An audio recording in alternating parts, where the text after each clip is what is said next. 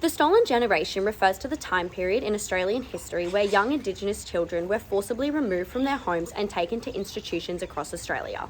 This occurred from the mid-1800s to the 1970s and was enforced by laws that were passed by the government, initially in Victoria. This is a significant event in Australian history that had detrimental impacts on the wider Indigenous community and still affects Indigenous Australians today who were taken from their land, some of which were never reunited with their families, leaving many disjointed and unaware of their culture and origins. It is extremely important for children in Australian schools to be educated on this significant event in Australian history. However, it has only recently been adopted by schools to be taught. Introducing the concept of the stolen generation in early grades is important for students to understand Australia's Indigenous history. An effective way to introduce and teach the events of the stolen generation to young children is through literature.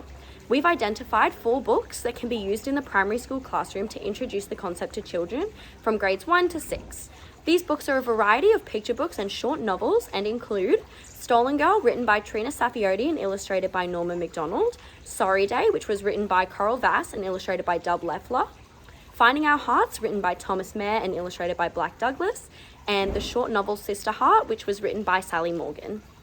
These books are all classified as historical fiction and provide useful insight into Indigenous history, specifically the stolen generation, for our young readers. They provide opportunity for discussion about the stolen generation and generate thought processes for young Australians to begin the journey learning about the tragic part of Australian history. Engaging classroom activities can be drawn from these stories to engage students in the topic.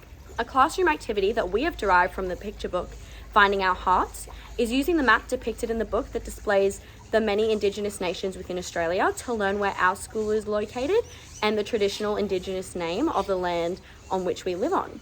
Another interesting classroom activity for young students could be creating a class agreement to which each student commits to supporting a multicultural classroom and, in particular, supporting the continuation of Indigenous cultures.